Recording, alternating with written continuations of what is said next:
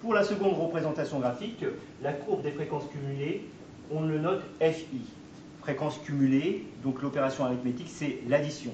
Nous allons cumuler exactement les fréquences relatives.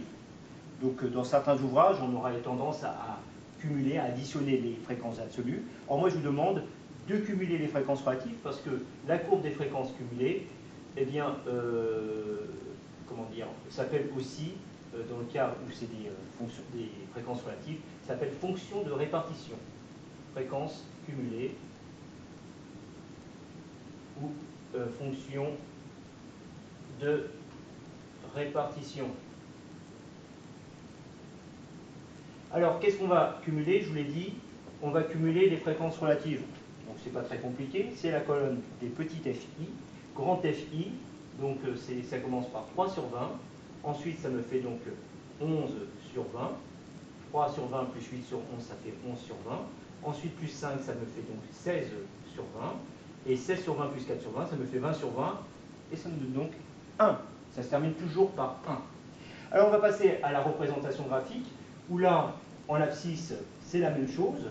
C'est l'axe, ça va être les classes, avec X. Et donc, je mets les bornes, 150, 160, 160, 170, 170, 180, 180, 190. Alors, je vais utiliser donc la bonne échelle. Donc l'échelle, ça sera en 1 sur 20. Et ça va de 0 à 20. Donc 0, 5, 10, 15, 20. Et maintenant, il me faut tout simplement représenter la fonction de répartition, ou la fonction de la courbe des fréquences cumulées. Et donc là, je vais utiliser mon stylo vert pour représenter, si vous voulez, la mauvaise méthode. Alors, c'est en appliquant bêtement ce qu'on voit. Entre 150 et 160, nous avons 3 sur 20. Ben, 3 sur 20 entre 150 et 160, eh bien, ça serait par exemple un segment, un intervalle fermé à gauche, ouvert à droite, à hauteur de 3. Ensuite, on passe à 11 sur 20. Donc ici, ça serait une représentation ainsi. Ensuite, je passe à 16 sur 20. 16 sur 20, ça serait ici. 16 sur 20. Et enfin, 20 sur 20 entre 180 et 190. Et vous voyez bien que j'ai appliqué, comment dire, j'ai lu le tableau et je l'ai dessiné bêtement, naturellement. Alors, je vais faire une hypothèse de bon sens. Par exemple, entre 160 et 170, j'ai 8 réponses. J'ai 8 étudiants qui mesurent entre 160 et 70. 160 et 70. Question, est-ce que les 8 personnes qui mesurent entre 160 et 70 sont-ils concentrés sur la valeur de 160? Je ne crois pas. Est-ce qu'ils sont concentrés au milieu, en 165? Je ne crois pas non plus.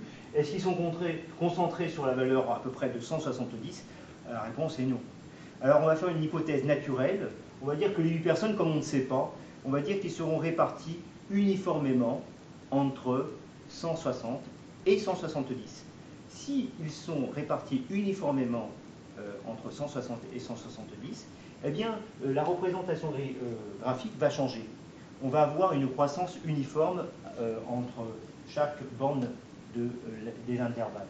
Et donc on obtient entre 150 et 160 une courbe qui sera croissante avec une croissance uniforme. Et on va donc représenter des segments de droite. Donc ça monte entre 0 et 3 sur 20. Ensuite, ça va de 3 sur 20 à 11 sur 20 uniformément. Alors, il ne faut pas que je me trompe là.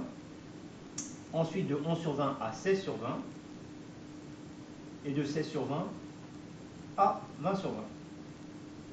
Ah, eh bien alors là, miracle, miracle, grâce à cette hypothèse qui est très importante.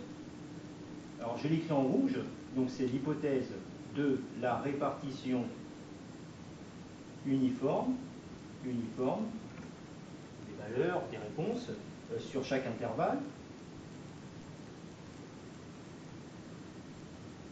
Eh bien, cette hypothèse-là, je souhaite que vous l'écrivez sur votre copie systématiquement pour justifier le fait qu'on passe des marches d'escalier en une sorte de rampe d'escalier. Donc, La fonction de répartition, naturellement, ça serait d'abord du vert, mais grâce à cette hypothèse de bon sens, de la répartition uniforme sur chaque classe, eh bien, ça aura pour effet de remplacer mes marges d'escalier en des rampes d'escalier. Et là, miracle, nous avons une belle fonction, une belle représentation graphique, qui est une représentation graphique d'une fonction qui est croissante, continue, et c'est beaucoup plus sympathique d'avoir une fonction de ce type-là plutôt que d'avoir des marches d'escalier. Alors cette fonction de répartition me permet de répondre à la question suivante. Par exemple, quelle est la proportion d'étudiants qui mesurent moins de 1,70 m? Eh bien, ceux qui mesurent moins d'1,70 m, eh bien, ça sera 11 sur 20. Quelle est la proportion d'étudiants qui mesurent moins de 1,80 m? Eh bien, ici, grâce à cette hypothèse de la répartition uniforme, eh bien, ça sera 16 sur 20. Alors, vous avez pu remarquer que 1,80 m, ce n'est pas 100%. À cause ou grâce à cette hypothèse de la répartition uniforme sur chaque classe, c'est 16 sur 20. Donc, il y a un piège au niveau de la lecture. Alors, faites très attention quand on utilise cette hypothèse-là, et je vous demande de l'utiliser, il y a un piège au niveau de la lecture du tableau parce qu'on monte d'un étage. F de 180, ce n'est pas égal à 1, c'est égal à 16 sur 20, à cause de cette hypothèse de la répartition uniforme sur chaque classe. Maintenant, quelle est la proportion d'individus qui mesurent moins de 2 mètres? Ici, dans cet exercice, c'est 100%. Quelle est la proportion d'individus qui mesurent, ou d'étudiants qui mesurent moins de 2,50 m? Encore 100%. Donc, avec cette interprétation-là, eh bien, on voit que la fonction de répartition se prolonge sur R. Donc il faut continuer cette fonction-là. Elle se continue par une constante qui sera toujours égale à 1. Et même chose, quelle est la proportion d'étudiants qui mesurent moins d'1 mètre? Eh bien, c'est 0. Quelle est la proportion d'étudiants qui mesurent moins d'1,40 m? C'est encore 0. Et donc, pour compléter et terminer ma fonction de répartition, eh bien, ça commence toujours par 0. C'est continu, ça croît, strictement ici. Et ensuite, ça devient constant à partir de la dernière borne, et ça reste encore égal à 1. Voilà. Donc, n'oubliez pas ces petits morceaux que je mets en rouge. N'oubliez pas d'écrire l'hypothèse de la répartition uniforme sur chaque classe, et vous obtenez donc la belle représentation graphique de la courbe des fréquences cumulées ou de la fonction de répartition. Je vous remercie.